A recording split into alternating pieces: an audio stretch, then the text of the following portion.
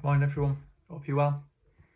Can I start by saying a big thank you to everyone that's been praying for and sent messages to my family and my brother and his wife and children in particular over the last week or so, since the sledging accident that they had. Matilda's out of hospital and she's doing well. She was out on the same day. She had a bump on her head. Archer, who was a two-year-old, he was more serious. And he had a fracture on his skull and some nasty cuts on his head and his lip. But praise God, his surgery kind of to stitch him back up, and the scans came back and showed no major damage. He did have a fracture, but they said it was uncomplicated. And he's looking much better already. So thank you so much for the prayers. My brother Danny's been saying that when he asks Archer to do anything, like close his eyes and go to sleep, Archie says, I can't. I fell off a cliff, which is his way of saying cliff. So he's using it to his advantage already. Doesn't take him long, does it? Yes, thanks a lot for that. It's been great to see how God has worked in various aspects of that situation as well. It's been a crazy start to 2021, hasn't it? And if we look at things that are going on across the globe, it can seem quite baffling to us at times. It seems to be. It's probably what happens, I suppose, when a world and humanity wants the kingdom and not necessarily the king. We want to rule ourselves and be in charge of everything and decide our own morality to an extent, but we're incapable of doing that. Humanity, we want to be free, but we don't. We're not quite capable of acknowledging the only person that can bring freedom.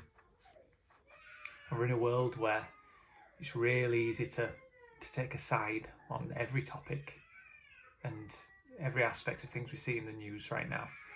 And when we combine that with social media and how easily you can find someone or people to back your own personal views on a topic, we can kind of lose track of things very easily. And we end up finding ourselves in a mess and in a world that is more and more divided.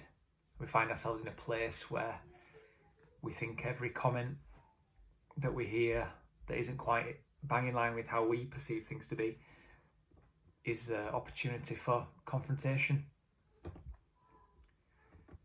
And it becomes easier and easier to dismiss someone for their viewpoints, and rather than seeing every single person as made in the image of God. I read Joshua 5 and paying attention to verses 13 and 14, it says, and it came to pass when Joshua was by Jericho that he lifted his eyes and looked, and behold, a man stood opposite him with his sword drawn in his hand. And Joshua went to him and said to him, Are you for us or for our adversaries? So he said, No, but as commander of the army of the Lord, I have now come. Joshua finds himself in front of this mysterious figure, and he draws his sword. Obviously, Joshua's in a position of responsibility and authority, and he wanted to look after God's people. Joshua asks the man, What are you doing? Are you for us, or are you against us? I wonder if we can sometimes be guilty of that at times of always on the lookout for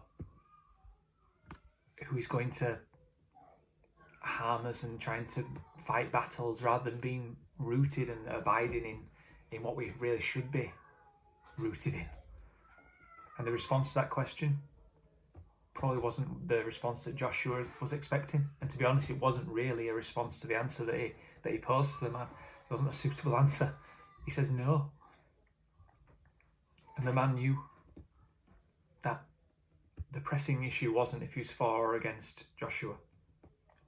It wasn't important right now if he was on Joshua's side or on the enemy's side. The pressing issue was, is Joshua on his side, on God's side? again, I wonder if sometimes we can find ourselves in a place where we maybe big ourselves up and raise ourselves up to start to fight battles that aren't ours to fight.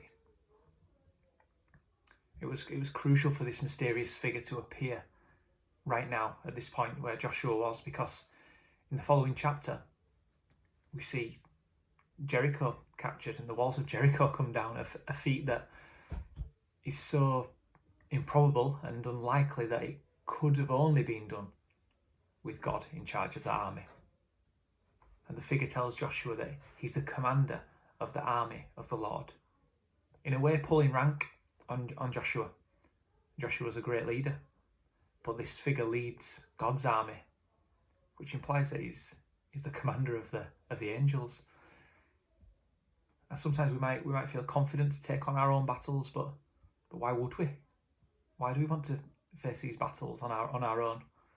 With a God who is much greater and much more able to do things that we can only begin to imagine. So let's not allow ourselves to get involved with the somewhat trivial battles that aren't important, whether that's social media wise or at work or with family or wherever else it might be. Let's make sure we're on God's side and allow God to have full control of everything that we enter into, because ultimately the battle is his and he will have the final victory. Have a great day, everyone. See you soon.